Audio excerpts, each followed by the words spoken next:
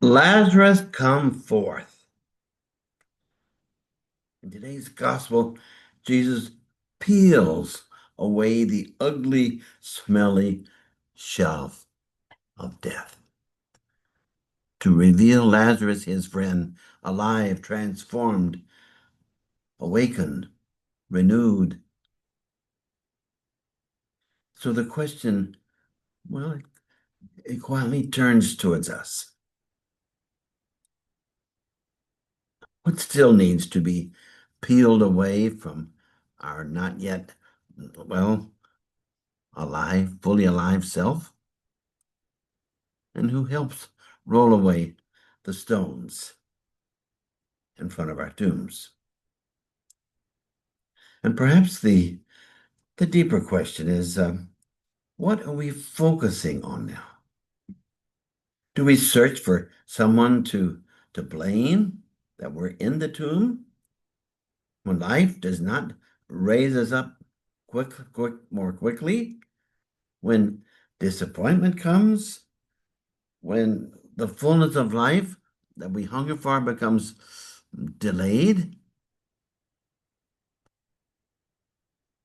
Readings today shift our vision, okay?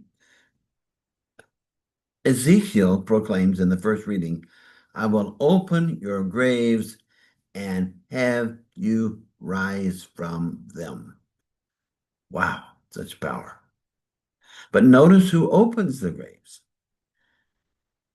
God. Not you and not me.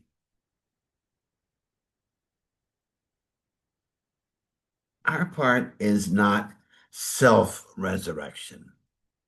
Our part is awakening, allowing ourselves to be raised to the truth of who we really are. Who are we? We're the deeply beloved of God forever. And Paul, in the second reading, echoes the same mystery. If the Spirit who raised Jesus from the dead dwells in you, you will be raised. Notice those words, dwells in you. We are God's dwelling place. Again, well, who does the raising? God's Spirit. There's no spiritual raising up by our bootstraps thing. No ego achievement. No resume of holiness achieved. Where's our uh, where's our reserved place in heaven? It's only awakening to the reality of being unconditionally loved forever, for which we can't earn it, deserve it, merit it, achieve it, or even understand it. It's pure gift. No stone is actually large enough to block that rising.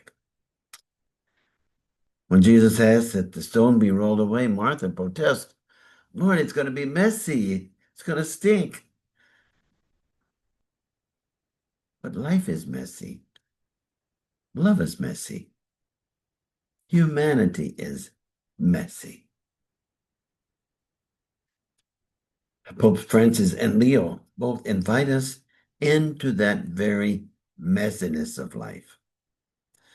The place that, well, smells of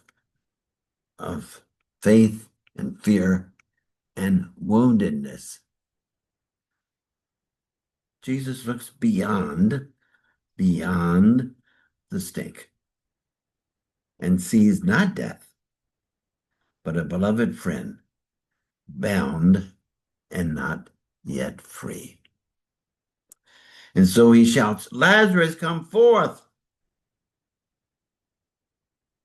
But the real question is not whether Lazarus heard Jesus.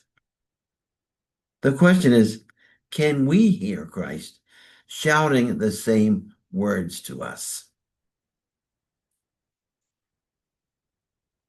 My friends, I write these words as I am participating in our mission in the Dominican Republic. We march 5th to the 26th. My 51st mission to lead. 36 years ago, we started. We're building 11 homes from the foundation up, painted, electricity put in, a bathroom now, and furnished with furniture for people who were living in utter misery and destitution.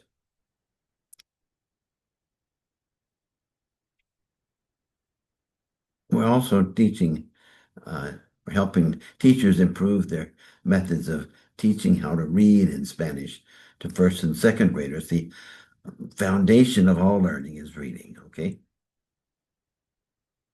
And like Jesus before Lazarus' tomb, we are learning to see those bound by circumstances beyond their control and to call forth life where hope seemed buried. And what joy this brings. I cannot describe the joy that I feel on all these missions and seeing so many lives touched and restored, renewed. It's unspeakable joy, indescribable joy, but real joy. And what joy this brings. Such a joy to see in the faces of these 21 seniors from Catholic Central High School in Grand Rapids, to see them as they sweat during the day with the heat of the day and the wheelbarrows of cement, and they come back so joyful that they could do that. I'll tell you a story of a man, well, watching workers push wheelbarrows as they were building a church. And when asked why they were doing it, one said, well, I need money to, and it's the only, well, first, said, it's the only work I can find. And the second worker said, well, I need money to feed my family. And then they asked the third one pushing the wheelbarrow why he was doing it. He said, why? I'm building a cathedral, one wheelbarrow at a time.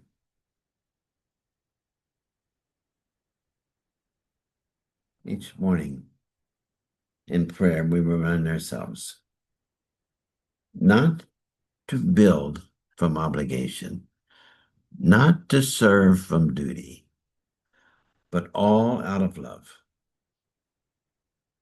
Jesus said, I am the vine, you are the branches. We're doing this as connected to God's love, not just on our own. All energy flows from this connectedness. And when love moves through us and flows through us, God touches, God heals, God holds, God builds through human hands and smiling eyes. The mess fades, the stench loses its power, the stones begin to fall away. And suddenly we discover we're not only helping others to come forth from their graves. We are being raised with them, alive, free, renewed, transformed, now and forever.